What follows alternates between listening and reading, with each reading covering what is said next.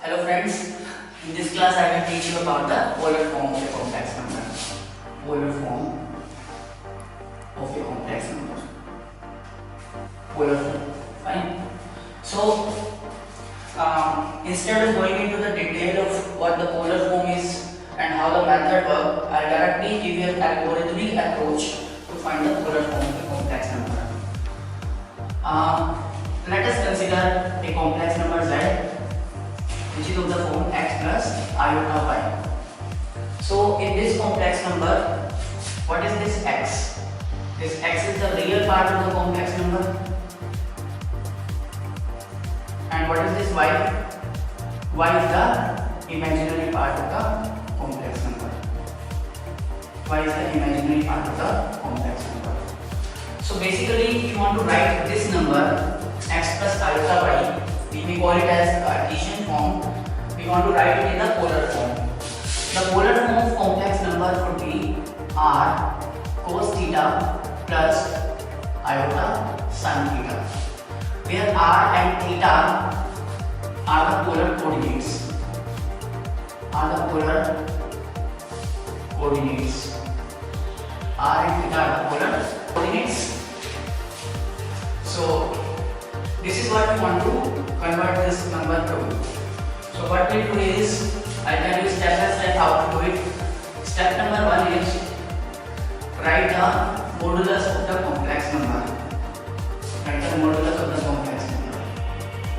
Modulus of the complex number. Say it is r. R is under root of imaginary part square plus real part square, or we can also say real part square plus imaginary part square. Fine. So this will be the modulus of the complex number. Say our complex number is z equal to 1 plus iota. So what will be the modulus according to step number 1? What will be r? R will be 1 square, real part square plus 1 square, imaginary part square, which is under root 2. So this is step number 1 for finding out the polar form of a complex number. Now step number 2. Step number 2 is write the principal argument of the complex number. Principal argument of the complex number. Principal argument. Okay, write the principal argument of the complex number. Principal argument of the complex number is tan alpha. Alpha is suppose the principal argument. It is imaginary part upon real part, and absolute value of that, modulus of that. Imaginary part is y by x, so this will give you tan alpha. Say if we consider this example, then it should be what? It should be tan alpha should be the imaginary part upon the real part 1. So alpha becomes tan is 1 for each angle 45 degree, or we can also write it in radian measurement as pi by 4. Now step number 3. Step number 3 is we will write the argument. Write the argument of the complex number. Argument of the complex number. Argument is theta. So theta is argument and alpha is principal argument.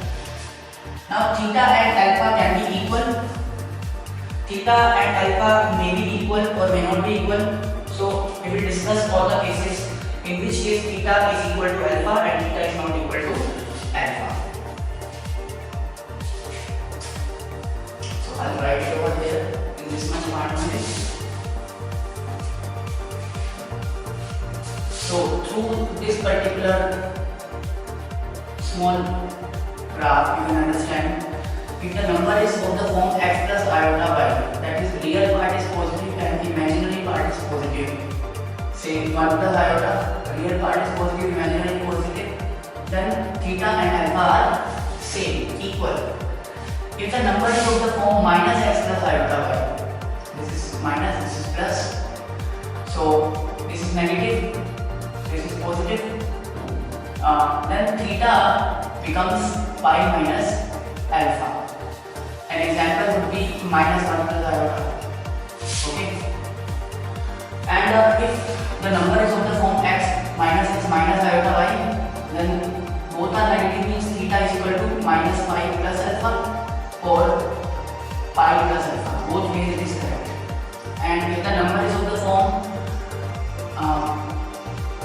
x minus iota y, then theta is equal to minus alpha or theta is equal to 2 pi minus alpha. Either way it is correct, right? So this is the table which can be used to find the relation between argument and principal. Theta is equal to alpha. So basically what we are doing is theta equal to alpha. If it is in the first quadrant, x plus iota y type, so theta is equal to pi minus alpha or minus pi plus alpha or 2 pi minus alpha, depending upon what type of number you have.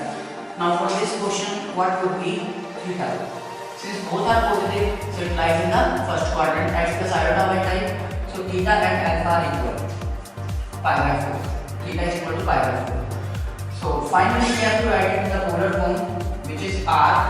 R is under root 2 cos pi by 4 plus iota sin pi by 4. So this is the polar form of this number. This is step number 3.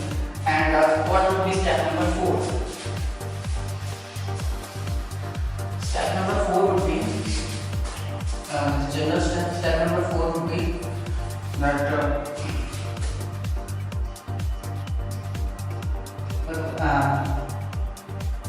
place the value of r and theta and write the number in the polar form r cos theta plus iota sin theta. That's it. Okay, this algorithm, this step-by-step procedure will help you to write the number in the polar form. Okay, so this step-by-step procedure will help you to write the number in the polar form. This is just one simple example of polar form, z equal to 1 plus iota. We may have more examples like that, and but the approach will remain same. And carefully you have to learn this table. There is a whole logic. Why are we using this table? Why are we doing it this way? What is polar form? But at the moment we are not discussing that. We are just discussing the step-by-step procedure about the polar form. Thank you.